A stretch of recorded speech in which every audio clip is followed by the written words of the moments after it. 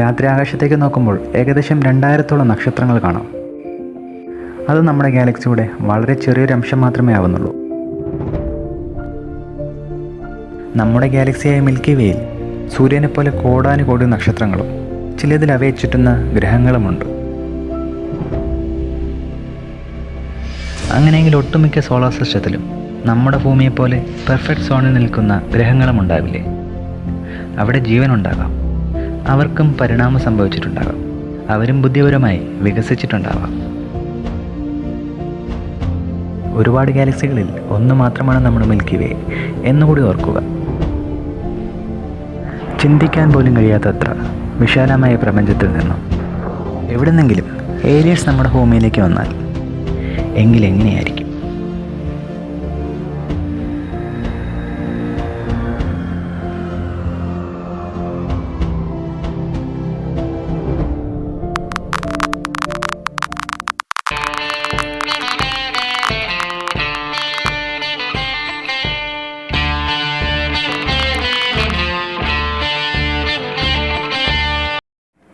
സയൻസിലും ടെക്നോളജിയിലുമൊക്കെ മനുഷ്യൻ ഒരുപാട് അറിവ് നേടി.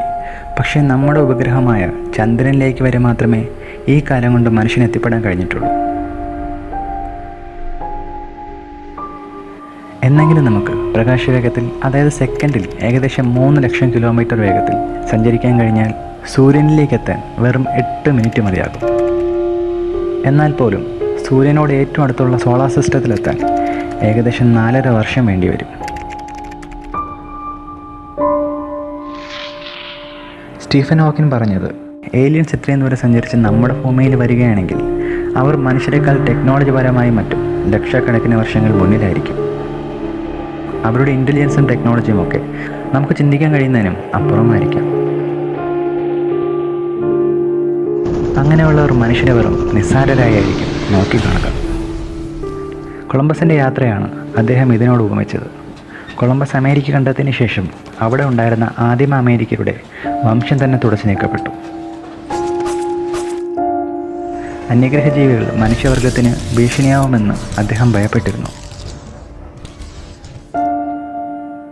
ഏലിയൻസ് എന്ന് കേൾക്കുമ്പോൾ നമ്മുടെ മനസ്സിൽ വരുന്നത് മനുഷ്യനേക്കാൾ ബലഹീനനായ, വലിയ തലയും വലിയ കണ്ണുകളും നീളമുള്ള കൈയും കാലുമൊക്കെ ആയിട്ടുള്ള ഒരു രൂപമായിരിക്കും.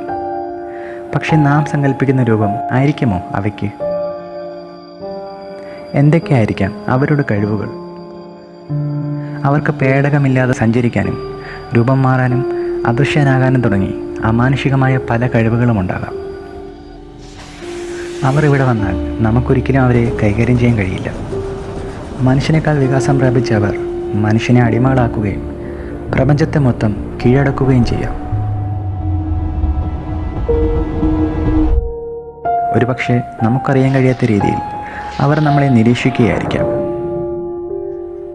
അല്ലെങ്കിൽ ഭൂമിയേക്കാൾ പ്രാധാന്യമുള്ള മറ്റ് ഗ്രഹങ്ങളിൽ ശ്രദ്ധ കേന്ദ്രീകരിച്ച് അവർ ഭൂമിയെയും മനുഷ്യരെയും പരിഗണിക്കാത്തതാവാം.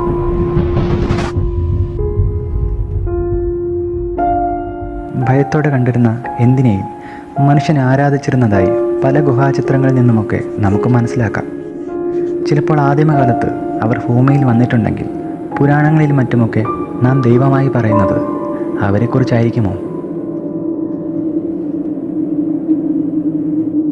വീഡിയോ ഇഷ്ടപ്പെട്ടെങ്കിൽ ലൈക്ക് ചെയ്യുക. ചാനൽ സബ്സ്ക്രൈബ് ചെയ്യുന്ന കാര്യം പരിഗണിക്കുക.